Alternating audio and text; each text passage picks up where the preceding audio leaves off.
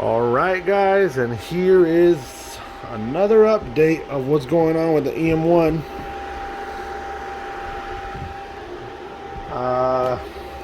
I decided to pull the engine out, and I have a lot of things I'm gonna be doing, all because of that axle that keeps snapping on the CRX. I decided to go a whole different route. Remember, this is a complete GSR. This is the one that we built in the beginning of the videos. This is the GSR that's it's got eagle rods, it's got CP piston, it's bored 81 over, it's got a block guard, the head, it's got dual springs, retainers, it's got it all. So this is a semi-built head, semi-built block, stock GSR transmission. It's completely stock. It's not LSD. It's completely stock GSR transmission. I put in that new clutch, just an eBay clutch, freaking $80 clutch. eBay turbo manifold. I mean, theoretically, eBay is just a website.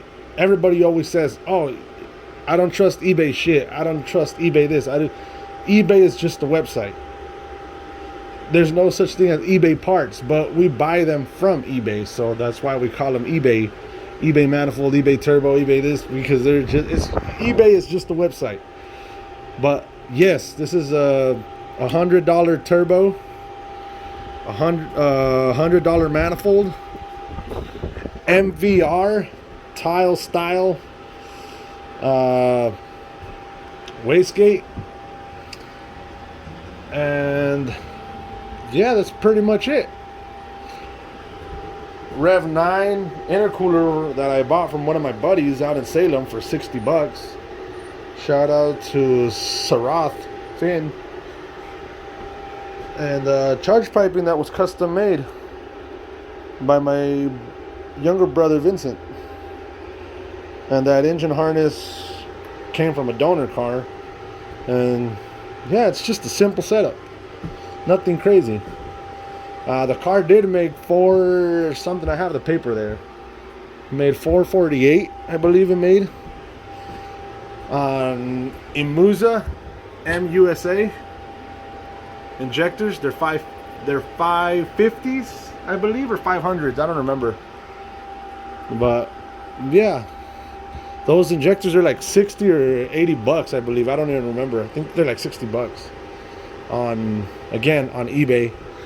But yeah, I'm gonna be pulling this motor out, putting it into a GSR shell that I bought. I'll be uploading a video of it.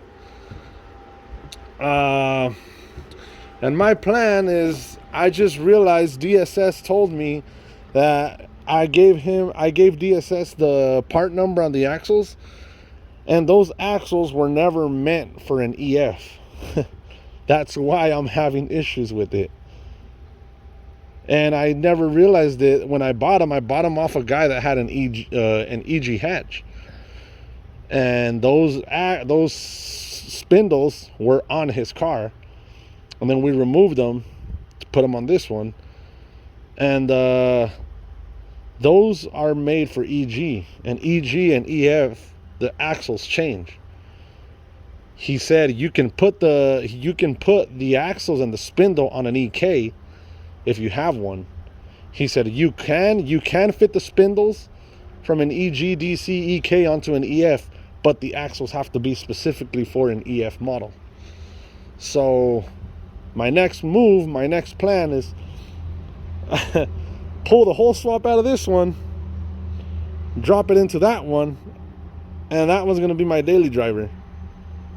And this one's already tuned. We know it runs. Everything works good. It's on Honda S300.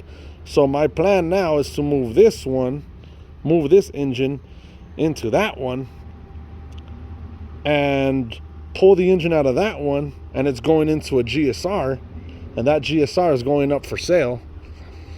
So what I'm going to be dropping into this one is an all motor B20 VTEC that I've had sitting in storage for the past probably a year and a half already, 2 years probably. It's a B20 VTEC, high compression. It makes 14101 compression.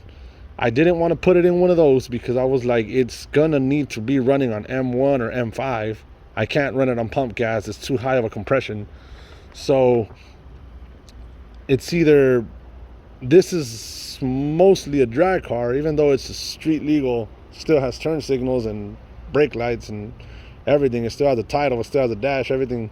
It's a street legal car. Even though it's a street legal car, I can't really daily drive it because I only have a 5-gallon fuel cell, so I run out of fuel.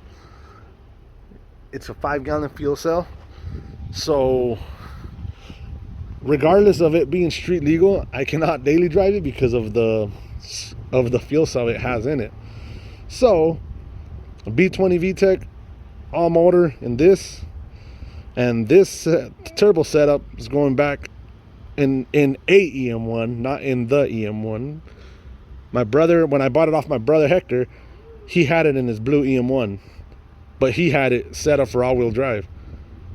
That one's not all-wheel drive, that one's front-wheel drive, so it's going back in a EM1.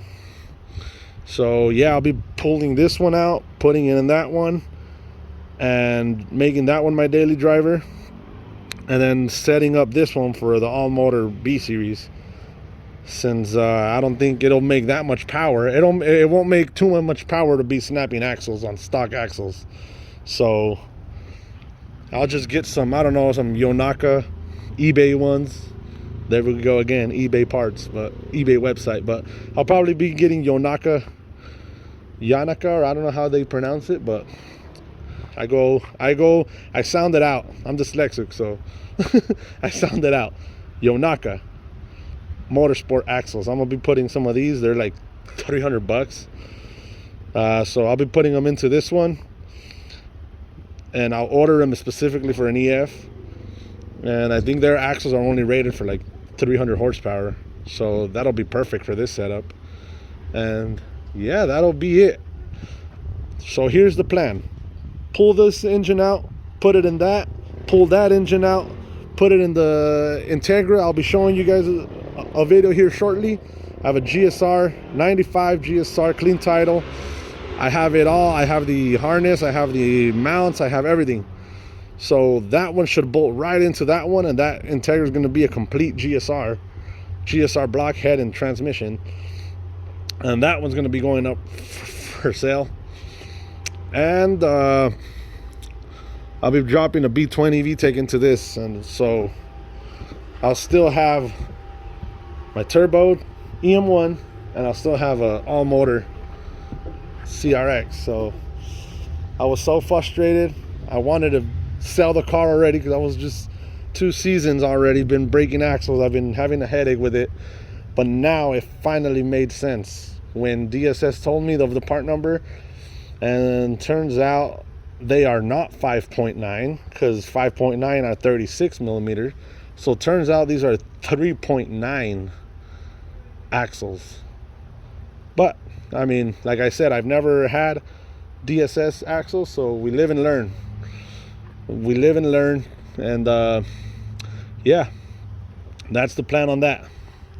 So let me just get to it. As you guys can see, I already used up my winch.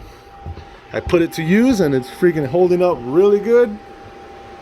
That's the way to do it. I'm just gonna lower the shell, push it out, drive in my little sister's truck. Not my little sister, but my older sister.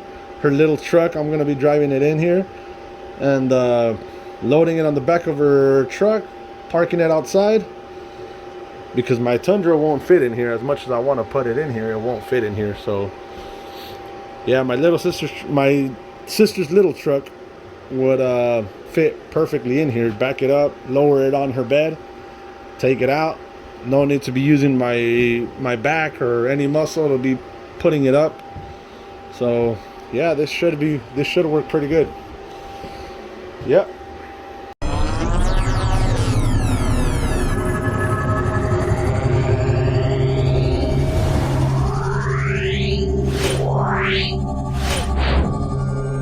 Wow.